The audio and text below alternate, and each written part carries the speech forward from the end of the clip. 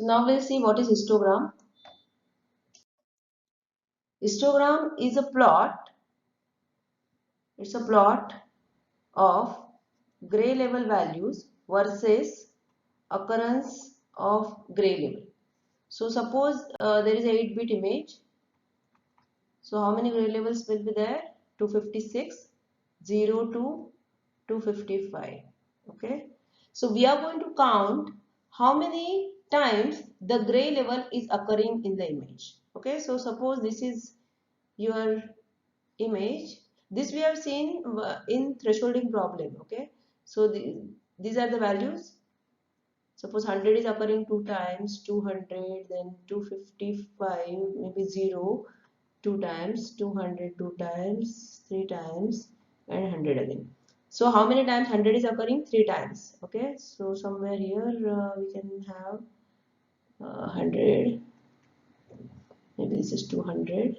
Okay. So 100 is occurring 3 times. 1, 2, 3. 200 is occurring 3 times. 0 is occurring twice. Okay. So this is a histogram. This is called a histogram. Okay. So what information it gives you?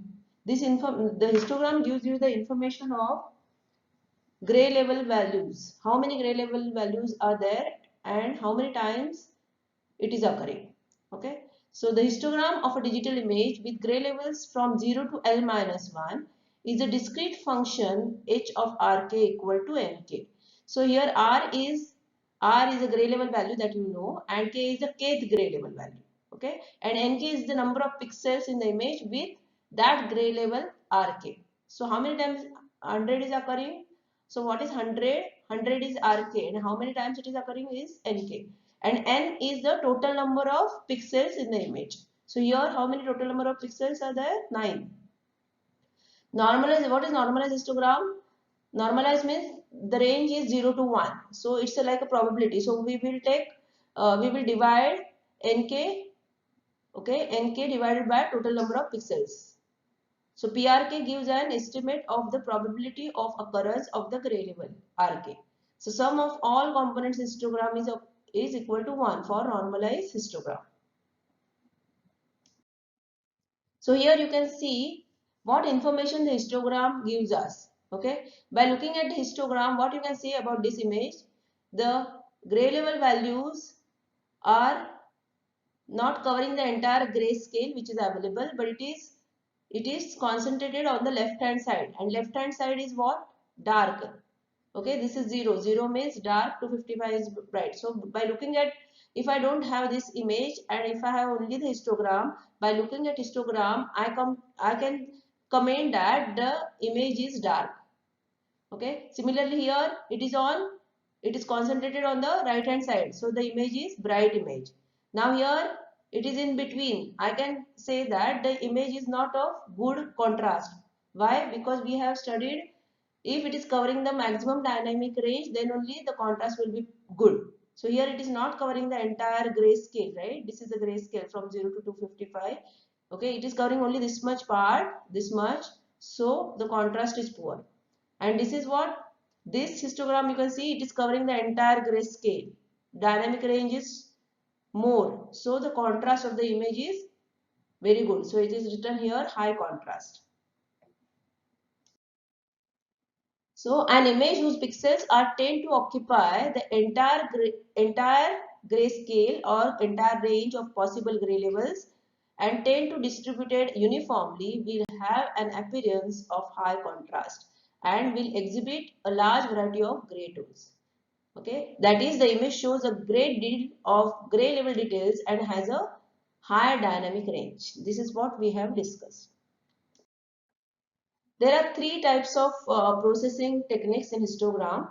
Histogram equalization, histogram matching, or also known as specification, and local enhancement. So what is this histogram equalization? Here you can see in the very first image, the histogram is on the left hand side. Okay, I want to improve the contrast of this image. So I will apply some mathematical mapping or mathematical function so that this entire all the pixels which are concentrated on the left hand side will try to cover the grayscale, maximum grayscale. Okay, so here you can see what is the difference between this and this? Okay, this is covering maximum gray level values. Okay, so see here, you can see the quality of the image is better than the original quality. Okay, similarly here we have applied equalization for all the 4 cases, and the last was having good quality, so there is no change. Okay, when you apply equalization, how to apply equalization, that will solve the problem, that time you will come to know. Okay. Another technique is called as histogram specification. Sometimes what happens, even if you apply equalization, user is not satisfied. And in image processing, who is the ultimate judge? User. So user may give you a specified histogram, and he may ask you to apply reverse engineering and do the equalization depending upon the desired histogram.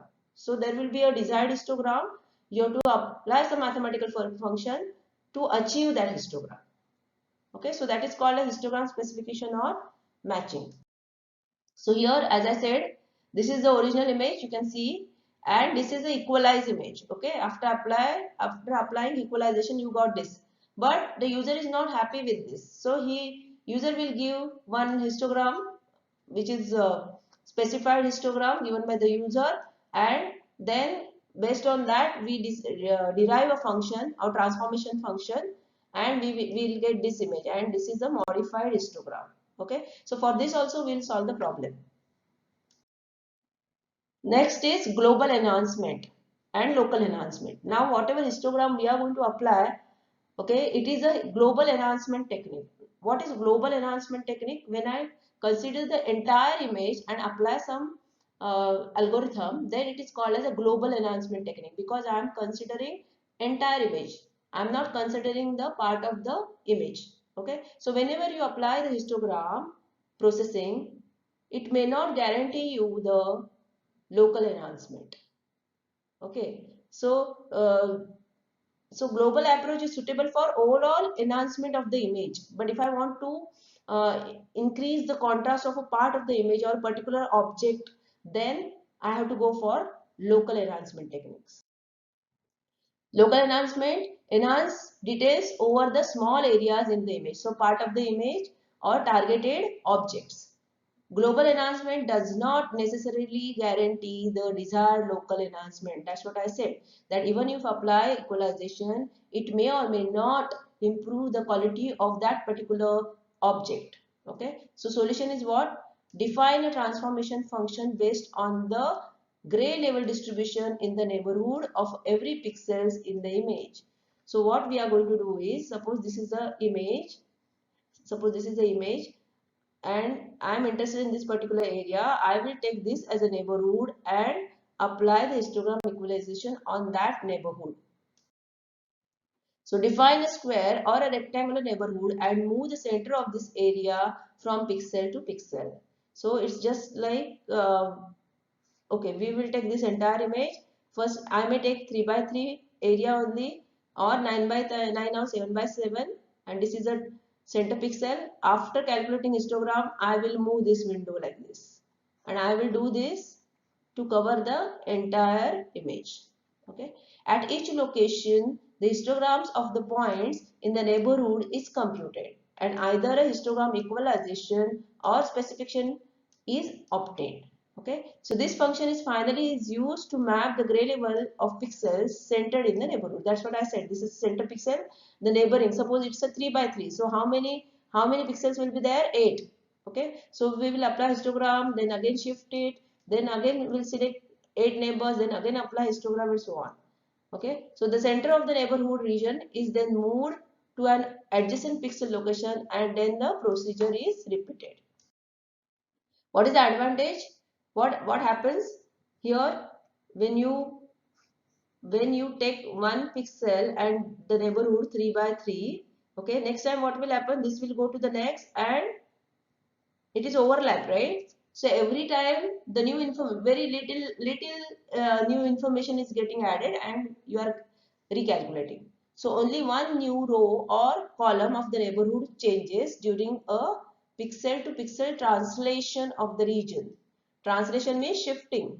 Okay, updating the histogram obtained in the previous location with new data introduced at each motion step is possible. Okay, so every time we are not processing 100% new information, but we are using the previous information also. Now enhancement using arithmetic and logical operations. So as I told before, you can apply addition, subtraction, multiplication and division on the matrices, as well as you can apply logical operations and or not, etc. Okay. So for not you know that you can apply not on a single image, inverted image. Okay. But if you want to apply and or, then you need more than one image. Now if I want to apply logical operations, I need input image as a binary image. So if they have given you color image, first you have to convert that into gray level image, then apply thresholding, convert into binary, and then apply logical operations.